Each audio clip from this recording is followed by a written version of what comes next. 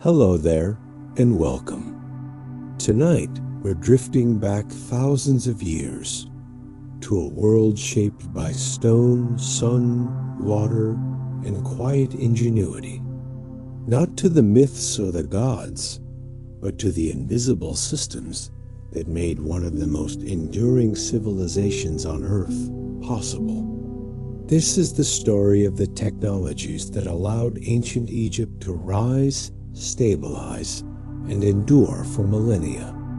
Not technology as we imagine it today, glowing screens and humming machines, but technology as patterns, tools, measurements, and rhythms woven gently into daily life. Systems so reliable that they faded into the background, becoming part of the landscape itself. If you enjoy these slow journeys into the deep past, you're welcome to like, subscribe, or leave a quiet thought below. It helps others find their way here too, one curious mind at a time. But for now, there's nothing you need to do. Let your shoulders soften. Let your breathing slow. Allow your eyes to grow heavy as we explore the calm mechanics behind an ancient world. Let's begin. Long before Egypt became a name etched into history, it was first a relationship with the river. The Nile was not just water. It was a timing system, a transportation network, a food engine, and a calendar written in motion. Each year, the river rose and fell with remarkable regularity, flooding the land and retreating again, leaving behind dark, fertile soil. This predictable pulse made long-term planning possible in a way few other environments allowed. Farmers did not guess when to plant. They waited, measured, remembered. Over generations, Egyptians learned to read subtle signs in water height, sediment, and seasonal winds. This knowledge became technology in its purest form. Information passed forward with care. Canals were cut to guide floodwaters gently into fields, spreading fertility rather than destruction. These channels required maintenance, coordination, and shared labor. They were not chaotic trenches, but planned systems aligned with slopes, distances, and flow rates. The land itself became a machine, powered by gravity and patience. To manage this system, measurement became essential. Ancient Egyptians developed practical geometry, not for abstract thought, but for survival. After each flood, property boundaries vanished beneath water and silt. Fields had to be remeasured, redivided, and reassigned. This demanded consistent units of length and area. The cubit emerged as a standard based on the length of the forearm, refined into royal cubits marked on stone or wood. Using ropes knotted at regular intervals, surveyors recreated straight lines and right angles across soft ground. This was not theory written on papyrus alone. It was geometry walked into the soil, repeated year after year until accuracy became tradition. Through this process, land ownership remained stable, taxes could be calculated, and food distribution stayed predictable. Order emerged not from force, but from shared agreement on measurement. Stonework, perhaps Egypt's most visible legacy, was made possible by quieter innovations. Limestone, sandstone, and granite were not shaped by brute strength alone. Copper tools, though softer than stone, were used with abrasives like sand to slowly cut and smooth surfaces. Dolerite pounding stones fractured harder rock through repeated impact, guided by skill rather than speed. Workers understood material behavior intuitively. They knew where stone would crack, how it responded to heat, and how moisture affected cutting. Ramps, levers, and sledges reduced friction and redistributed force. Water poured onto sand in front of sledges lowered resistance, allowing fewer people to move massive loads. This was physics practiced without equations, refined through observation and repetition. The construction site was a laboratory where results mattered more than explanation. Time itself became a technology. The Egyptian calendar emerged from close attention to celestial patterns and seasonal change.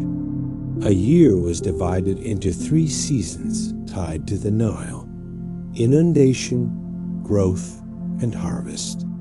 Each season carried its own tasks, rituals, and expectations. The heliacal rising of Sirius, appearing just before sunrise after a period of absence, signaled the coming flood. This celestial event anchored the calendar, aligning human activity with cosmic rhythm. Over time, Egyptians divided the year into 365 days, remarkably close to the true solar year. Though they did not correct for the missing fraction, the system was stable enough to coordinate agriculture, festivals, and state administration for centuries. Timekeeping devices like shadow clocks and water clocks extended this control into the day and night, allowing priests and officials to mark hours even without sunlight. Time became something that could be tracked, shared, and trusted. Writing itself functioned as a technology of memory. Hieroglyphs were more than symbols. They were tools for administration, engineering, religion, and continuity. Records of harvests, labor assignments, medical treatments, and construction plans were preserved on papyrus and stone. This allowed knowledge to outlive individuals. Techniques did not vanish when a craftsman died. They were taught, recorded, and refined. Scribal schools trained specialists who understood numbers, materials, and logistics. These scribes formed the nervous system of the state, transmitting information across distances and generations. Without them, large-scale coordination would have collapsed. Writing reduced reliance on constant supervision. Instructions could travel ahead of people. Plans could be reviewed, corrected, and reused. Civilization slowed down enough to remember itself. Food production relied on more than fertile soil.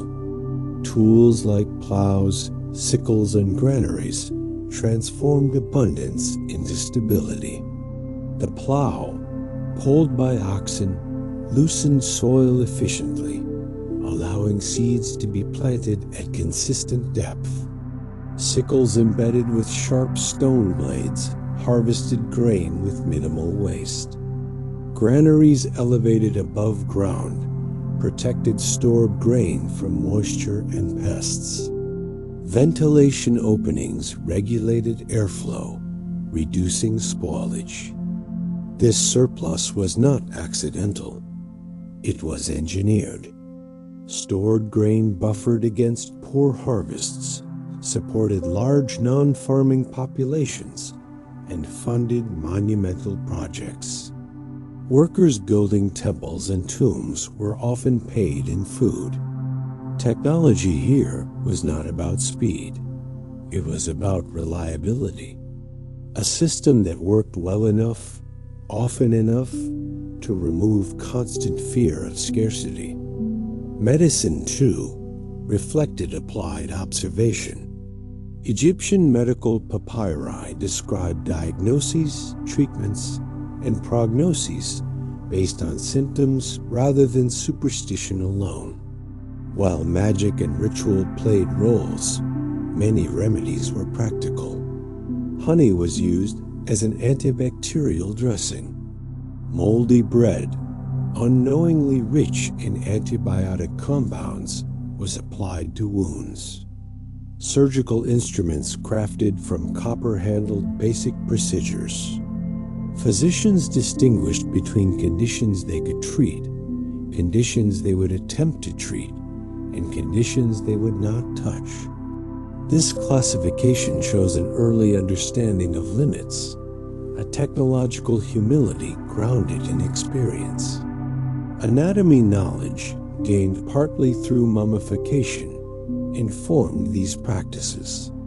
The body became something that could be studied, preserved, and repaired, at least in part. Transportation along the Nile formed another silent technology. Boats built from papyrus or wood moved goods far more efficiently than land travel.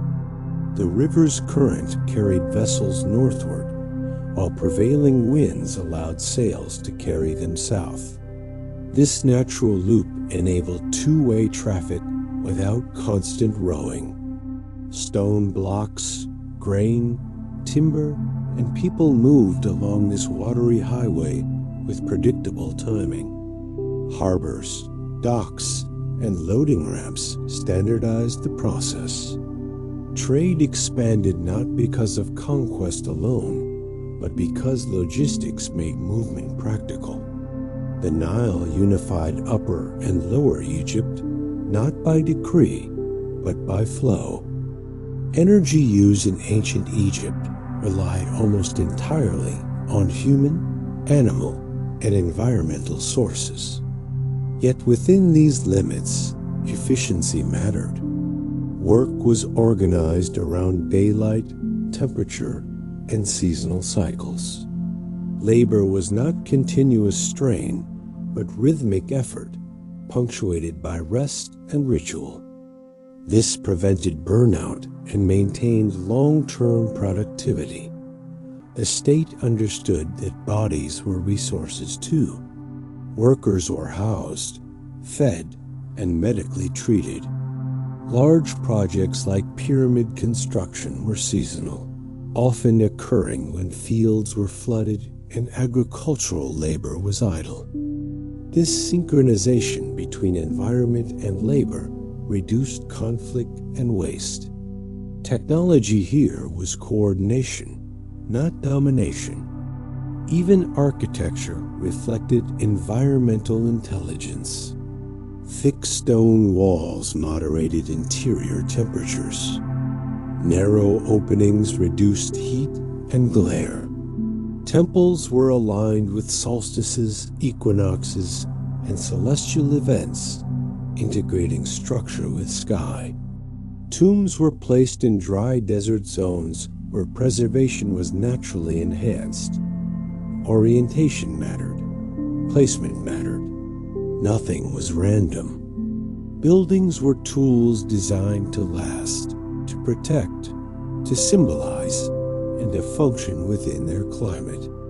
Longevity was a design goal, not an afterthought. What emerges from all this is a picture of technology as calm persistence rather than sudden invention. Ancient Egypt did not rely on a single breakthrough. It relied on layers of small, reliable systems stacked gently over time. Measurement supported agriculture. Agriculture supported surplus. Surplus supported specialists. Specialists supported architecture, medicine, writing, and governance. Each layer depended on the ones below it remaining stable. This is why Egypt endured, while other cultures flickered and faded. Its technologies did not demand constant reinvention. They demanded care. As you rest here, letting these ideas drift slowly, notice how different this vision of technology feels. Not loud, not rushed, not driven by disruption, but steady, observational, patient.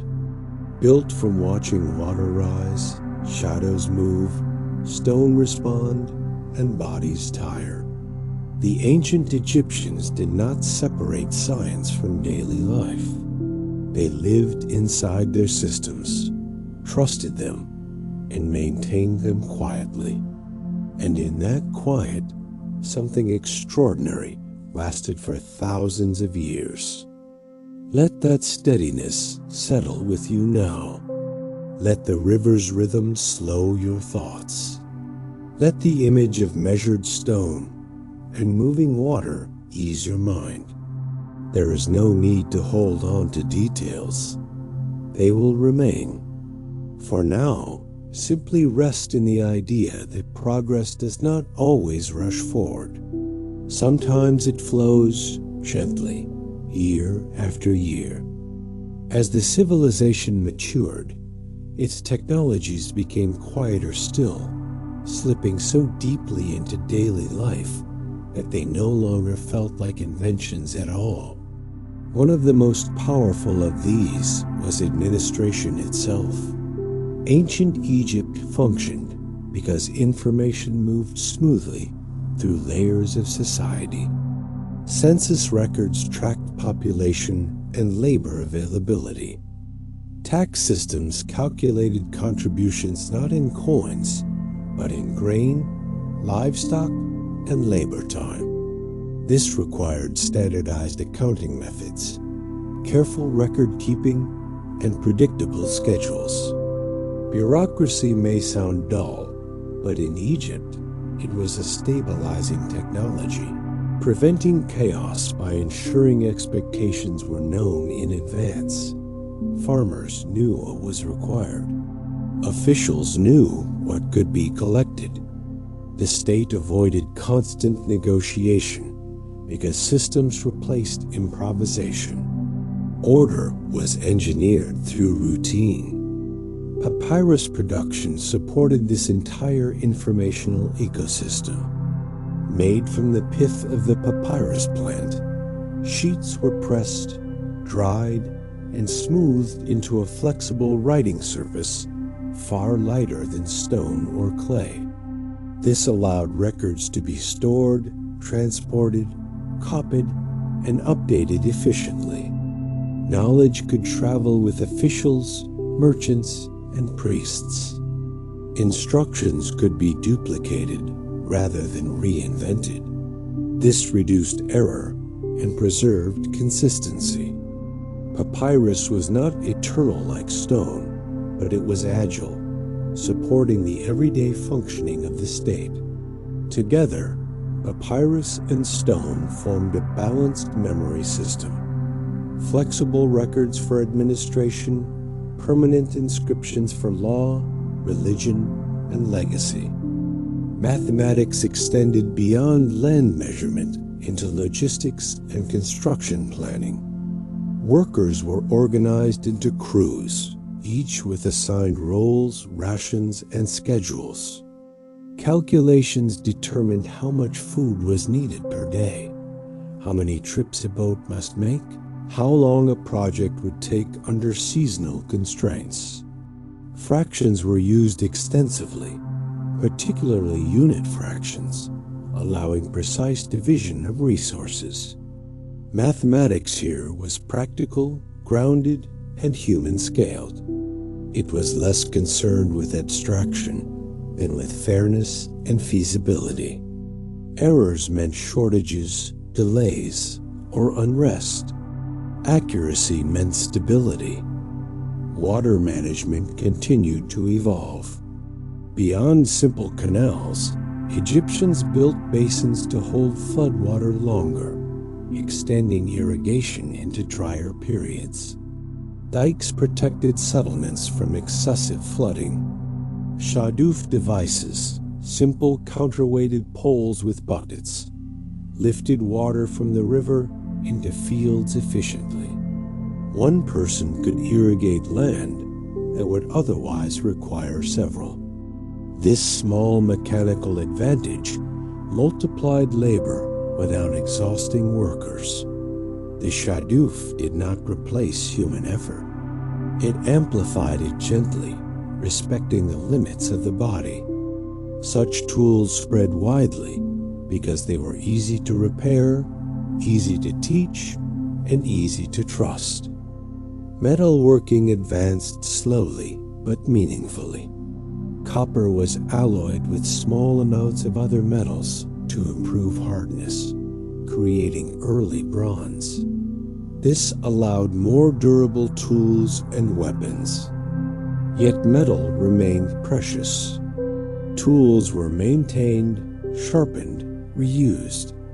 Broken items were melted down and recast. Waste was minimal. Scarcity encouraged care. This mindset shaped technological culture. Innovation was not about constant replacement, but about extending usefulness. Longevity was valued over novelty. Textiles formed another quiet technology. Linen, woven from flax, was breathable, durable, and suited to the climate.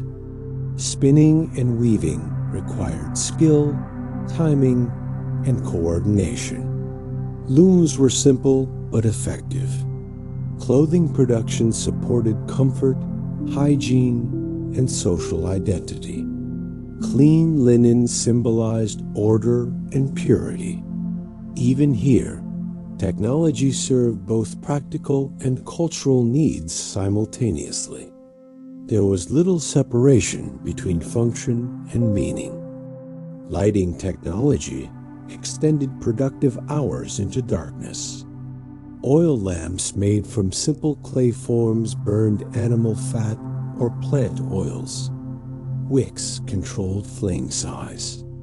Though dim by modern standards, these lamps allowed scribes to work, guards to watch, and rituals to continue after sunset. Light became manageable.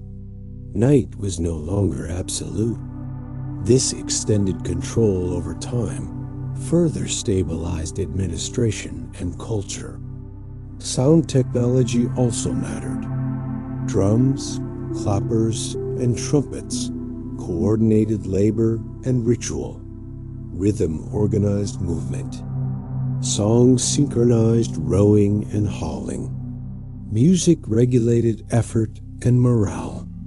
Sound was a tool for coordination long before written schedules reached every ear. The body responded naturally to rhythm, reducing fatigue and confusion. Labor became communal rather than isolating. The legal system functioned as another form of technology. Laws were consistent, predictable, and recorded. Justice relied on testimony, documentation, and precedent rather than arbitrary force alone. This reduced uncertainty. People could anticipate consequences. Social trust increased. Stability followed. Law here was an information system governing behavior at scale. Education itself became formalized. Scribal training was rigorous, repetitive, and selective. Students copied texts endlessly, internalizing structure, grammar, and calculation. Mastery came through patience. This created a class of professionals capable of maintaining the state's complex systems. Education ensured continuity. Skills did not dilute over generations. They sharpened. Religion and technology intertwined seamlessly. Temples functioned as economic centers, managing land, labor, and storage. Priests tracked calendars, maintained records, and supervised construction.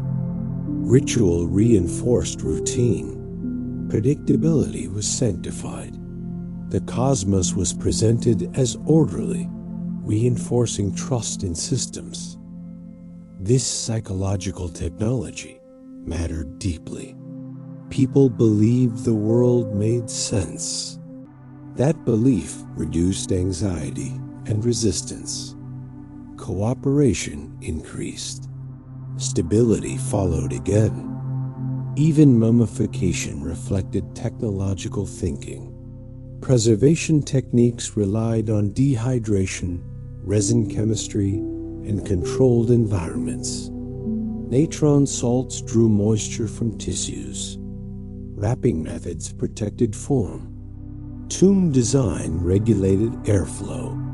While the goal was spiritual, the methods were empirical. Trial and error refined outcomes over centuries. The body became a project requiring planning, materials, and timing. Death itself was managed through technique. Across all these domains, a pattern emerges. Ancient Egyptian technology did not chase efficiency at any cost. It balanced effort, environment, and endurance. Systems were built to last longer than individuals. Knowledge was embedded into culture so deeply that forgetting it became difficult. This resilience was the true innovation. As these systems layered upon one another, Egypt became less vulnerable to sudden change. Droughts occurred. Dynasties fell. Yet the underlying technologies endured, ready to support renewal. Civilization behaved like a river itself, sometimes narrowing, sometimes spreading, but rarely drying up completely.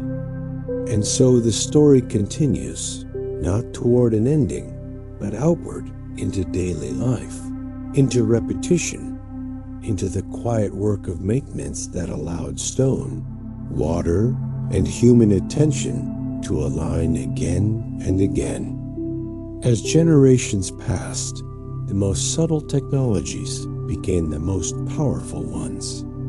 These were not tools you could hold, but systems of coordination that shaped how millions of small actions aligned over time. One of these was standardization. From brick sizes to administrative titles, consistency reduced friction. Mud bricks were molded to similar dimensions, so walls rose evenly and repairs were simple. Titles defined responsibilities clearly, limiting confusion about authority and duty. Even artistic conventions followed rules that ensured continuity across centuries. Proportions of the human body in reliefs and paintings were guided by grids, allowing different artists to produce harmonious results without constant supervision. This was not a lack of creativity. It was a design choice that favored coherence over individual expression. Coherence made large projects predictable. Predictability made them possible. Agricultural scheduling refined itself into an exacting rhythm.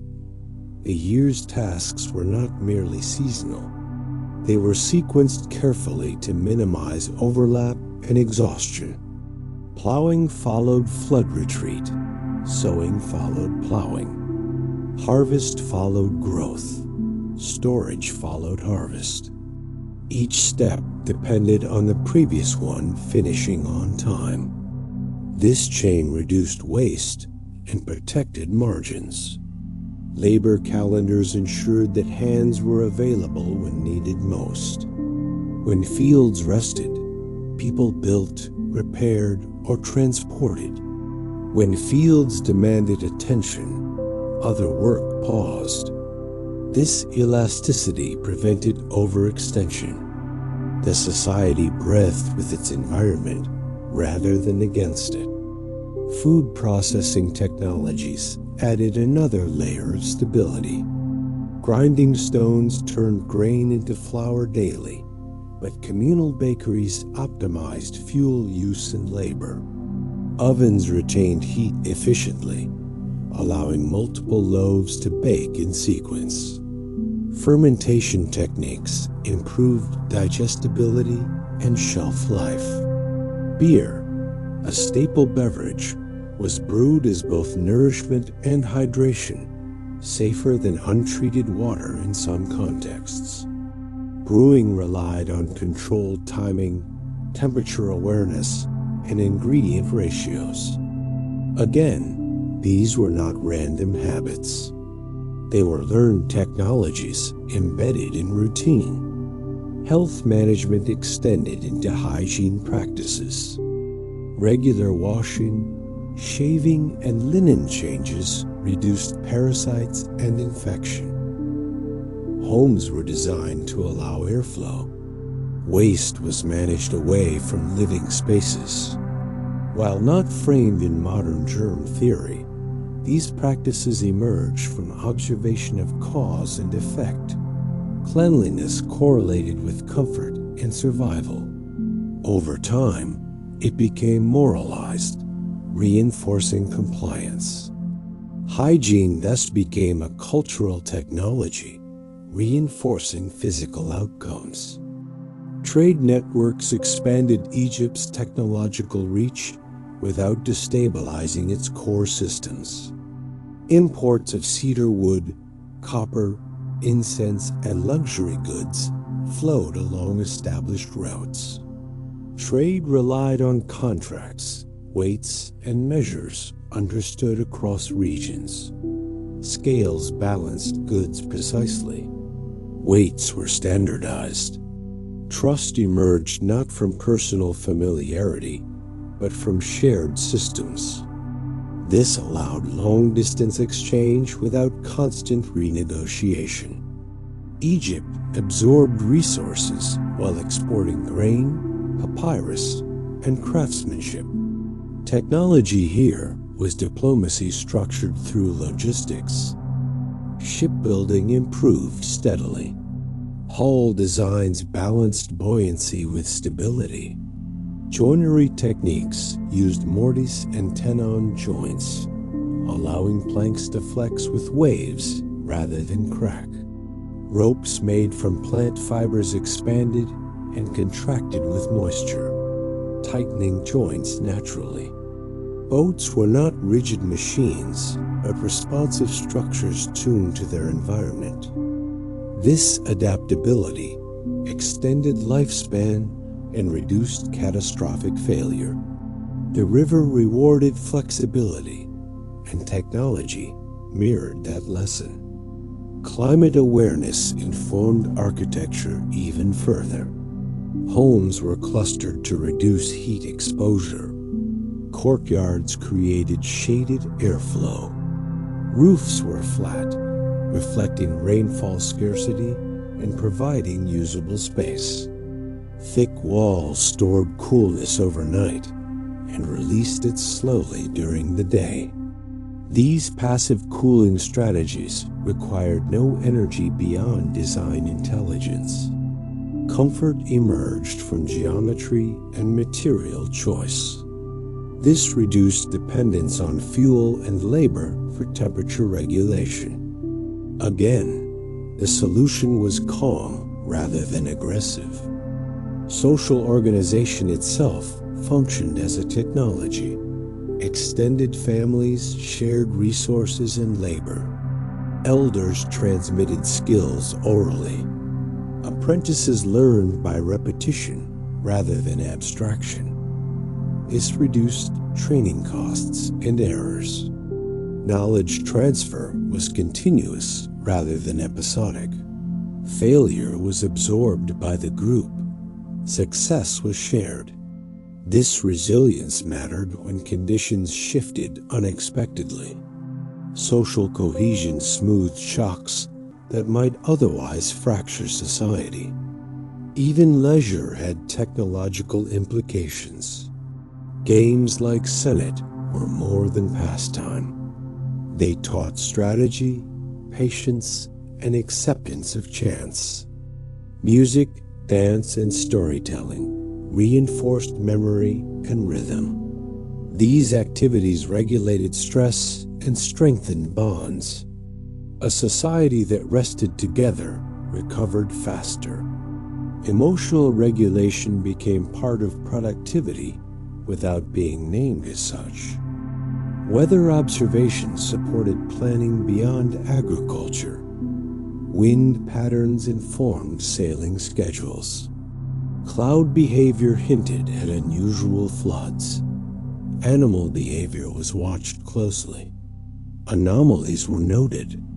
This informal data collection created a cultural sensitivity to change. People noticed deviations early. Response could begin before disaster fully unfolded.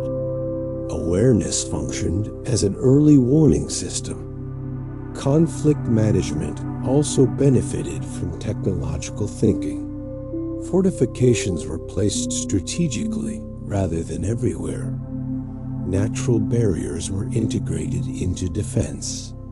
Armies were supplied through logistical planning rather than constant foraging. This reduced harm to civilians and preserved agricultural capacity.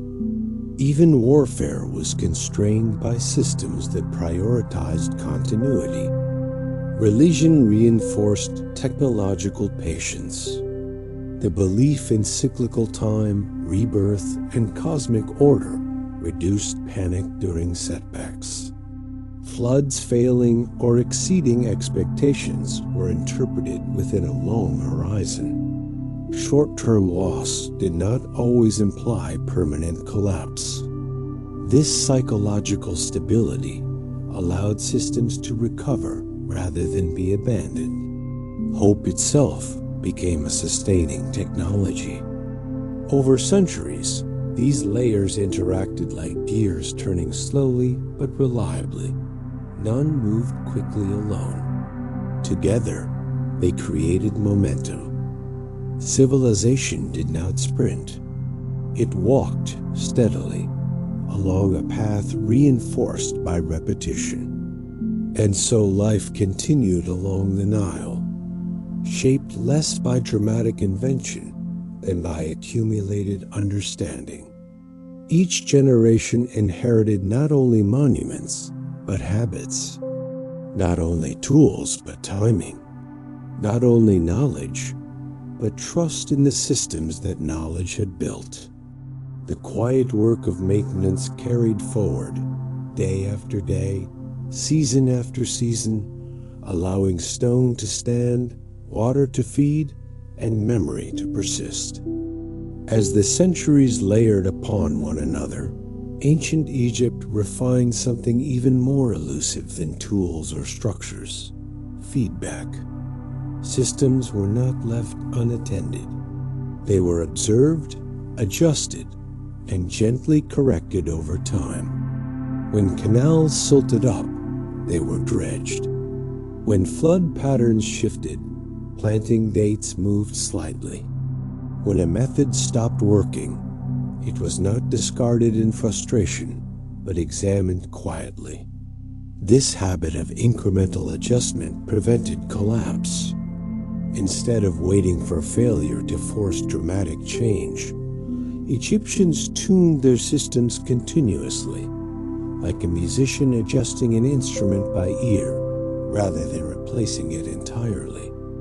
Craft specialization deepened this stability. Stonecutters, potters, brewers, metalworkers, carpenters, and scribes each mastered a narrow range of skills. Mastery reduced error. Error reduction saved resources. Guild-like traditions ensured that techniques remained consistent even as individuals came and went. Apprenticeship was slow and repetitive by design. Speed was not rewarded. Accuracy was. This produced objects that fit together predictably, whether bricks in a wall or parts in a boat. Compatibility became a silent advantage long before the word existed. Material science, though unnamed, guided choices everywhere. Egyptians learned which woods warped which stones weathered poorly, which pigments faded in sun, and which resins resisted moisture. Blue pigments derived from copper compounds were engineered deliberately, not discovered by chance. This synthetic pigment, sometimes called Egyptian blue, required controlled heating and precise ratios. It was stable, vibrant, and durable. Color itself became a technology capable of surviving millennia while communicating meaning. Artifacts still glow faintly today because the chemistry was sound. Ink production followed similar principles. Carbon-based inks bonded reliably to papyrus fibers. Iron gall inks emerged later, but early formulas prioritized legibility and longevity. Writing did not smear easily. Records remained readable. Information stayed usable. This reliability mattered when contracts, inventories, and rituals depended on clarity. Writing that faded too quickly would undermine trust. Durable ink reinforced confidence in documentation. Transportation technology extended beyond boats. Roads built from compacted earth and stone connected quarries, temples, and settlements. These paths reduced travel time and injury, allowing heavy loads to move with less strain. Markers guided travelers. Waypoints provided water and rest. Movement became predictable. Predictability reduced risk. Risk reduction encouraged trade and cooperation. Animal management added further leverage. Oxen, donkeys, and cattle were bred and trained systematically. Harness designs distributed weight efficiently, reducing injury and increasing working life. Animals were not pushed beyond endurance routinely. Their health mattered. A working animal represented stored labor over years. Protecting that investment was rational technology. Veterinary knowledge, though simple, existed. Care extended productivity. Food preservation expanded beyond grain storage. Drying, salting, and sealing extended the life of fish, meat, fruits, and vegetables. Clay jars with specific shapes minimized air exposure. Seals indicated freshness and ownership. This allowed food to move across distances and time without spoilage. Diet diversity improved resilience. Dependency on a single harvest lessened. Nutrition stabilized. Environmental stewardship, though not framed as such, emerged from necessity. Overuse of land was avoided through fallow periods. Floodplain fertility reduced pressure to clear distant forests. The desert boundary discouraged overextension. Natural limits shaped sustainable behavior. Egypt did not chase endless growth outward. It deepened inward. This containment preserved ecological balance and reduced resource exhaustion. Symbolism itself functioned technologically. Iconography standardized meaning across regions.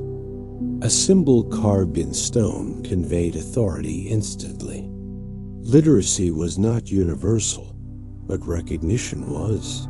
This reduced misinterpretation. Communication became efficient even without words. Visual language synchronized understanding across a vast population. Estates' approach to labor reflected technological insight. Workers were organized into rotating teams. Absence due to illness or family duty was recorded and accommodated. This prevented sudden shortages. Flexibility was built into planning. Human variability was expected, not punished blindly. Systems adapted to people rather than forcing people to break for systems. Disaster response followed similar logic. When floods failed or exceeded expectations, grain reserves were redistributed, projects paused. Rituals acknowledged disruption, while administrators adjusted logistics. The response was collective rather than individual. Blame was less useful than coordination. Recovery prioritized continuity over punishment.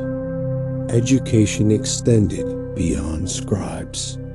Practical knowledge flowed through households. Parents taught children skills early. Observation preceded instruction. Children absorbed timing, posture, rhythm, and patience long before formal responsibility arrived. Skill acquisition began gradually, reducing future error. Learning was embodied, not abstract. Even silence had function. Sacred spaces limited noise intentionally. Quiet encouraged focus, reverence, and emotional regulation. The nervous system settled. Decision-making improved. Spaces shaped behavior subtly. Architecture guided psychology without instruction. As all these elements intertwined, ancient Egypt achieved something rare: low volatility. Change happened, but slowly. Innovations were absorbed without destabilization.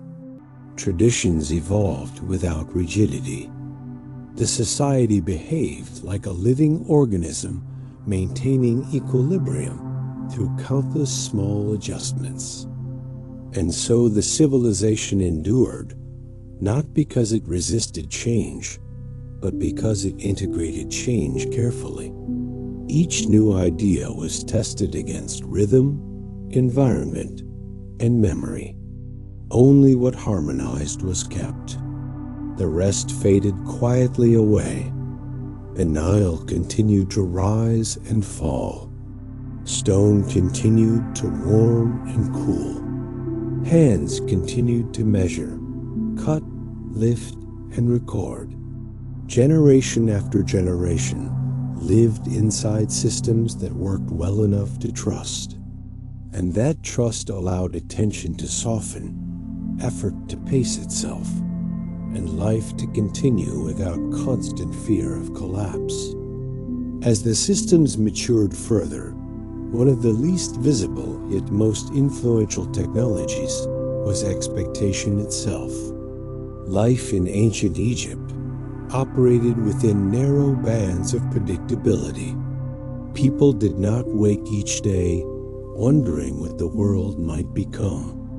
They woke knowing roughly what would be asked of them, what the seasons would bring, and how long familiar patterns would hold. This predictability reduced cognitive load. When the future feels structured, the mind spends less energy scanning for danger.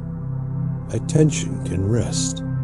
In this way, technological stability translated directly into psychological stability, which in turn supported social cooperation and endurance. Communication protocols reinforced this calm. Messages traveled through established hierarchies rather than impulsive channels. Orders followed known routes. Appeals followed known formats. Disputes followed known procedures. This reduced escalation. Problems moved slowly enough to be addressed without panic. Speed was not prized. Resolution was. Information technology here was restraint. Not every signal required immediate amplification. Silence often carried meaning just as powerfully as speech. Even failure was managed technologically. Crop loss, construction errors, or administrative mistakes were documented. Records did not only celebrate success, they preserved lessons.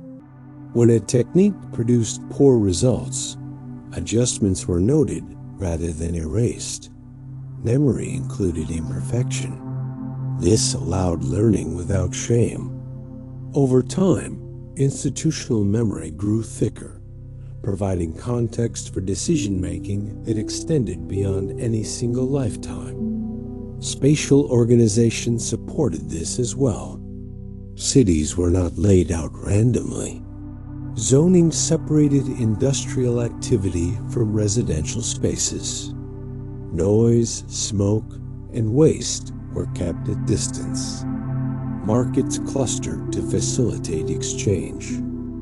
Temples occupied central or elevated locations, reinforcing symbolic and logistical importance. Spatial predictability reduced conflict and confusion.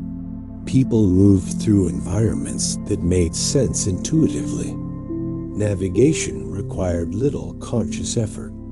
This freed mental resources for skilled work. Lighting and shadow were also used deliberately. Courtyards admitted sunlight at specific angles. Overhangs created shade when heat peaked. Interior darkness preserved coolness. These were not decorative choices. They were calculations based on observation. Light was treated as a resource to be managed, not merely endured. The sun shaped architecture as much as stone did. Economic technology matured through redistribution systems. Surplus flowed into centralized storage and back out during scarcity.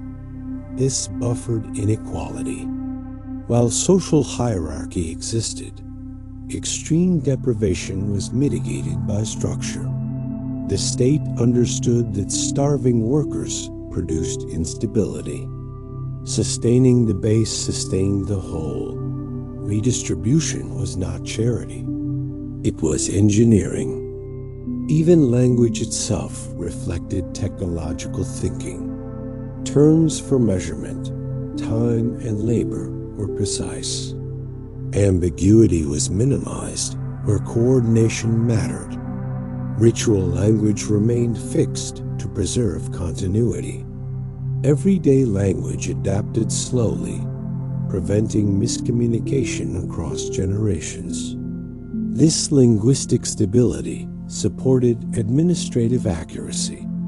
Words functioned like calibrated instruments. Technological humility remained a defining feature.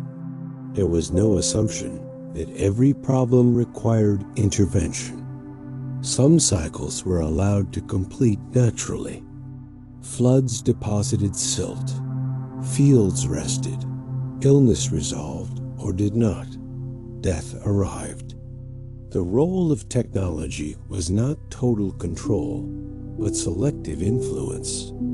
This restraint prevented overreach. Overreach often breaks systems faster than neglect. The relationship with materials remained respectful. Stone was chosen carefully. Timber was conserved. Metals were recycled. Tools were repaired rather than discarded. Scarcity sharpened care. This mindset reduced waste long before sustainability became a concept. Resources were finite, and behavior adapted accordingly. Longevity replaced disposability as the design goal. Intergenerational continuity remained central. Elders were valued as repositories of experience. Memory did not retire. Stories, techniques, and warnings traveled orally alongside written records. When something unusual happened, people remembered whether it had happened before. That memory shaped response. Novelty rarely triggered panic. It triggered comparison. As we gently reach the end of this long, quiet journey, you can feel how the story of ancient Egypt settles not as a list of inventions, but as a living rhythm. What made this civilization possible was never a single tool or secret technique. It was the way observation became habit, habit became system, and system became trust. Technology lived in timing rather than speed, in maintenance rather than disruption, in patience rather than force. Water rose and fell. Stone endured heat and night. Hands repeated movements learned from other hands long gone. And through that repetition, something vast remained stable. Again and again, we saw how small, careful choices compounded across centuries. Measurement allowed fairness. Fairness supported cooperation. Cooperation enabled scale. Scale made memory worth preserving. And memory allowed the future to arrive calmly rather than as a shock. The Egyptians did not conquer uncertainty by eliminating it. They solved it by preparing for it, by accepting cycles, and by designing systems that could bend without breaking. You can almost sense how different this approach feels from the modern idea of progress. There was no constant urgency to replace what already worked. Instead, there was attention, adjustment, and care. Technology was not loud. It was steady. It did not demand admiration. It asked for participation. And in return, it offered continuity. As you rest here now, let the image of the Nile return once more. Not dramatic, not rushed, just flowing. Let that rhythm slow your breathing. Let the idea settle that endurance is often built from quiet intelligence, not sudden brilliance. The ancient world did not survive by accident. It survived because countless people tended its systems gently, day after day, trusting that small acts done well could outlast any single lifetime. If thoughts drift in, let them pass like reflections on water. Nothing here needs to be remembered sharply. The feeling is enough. And if you happen to still be awake, there may be another gentle journey waiting for you nearby.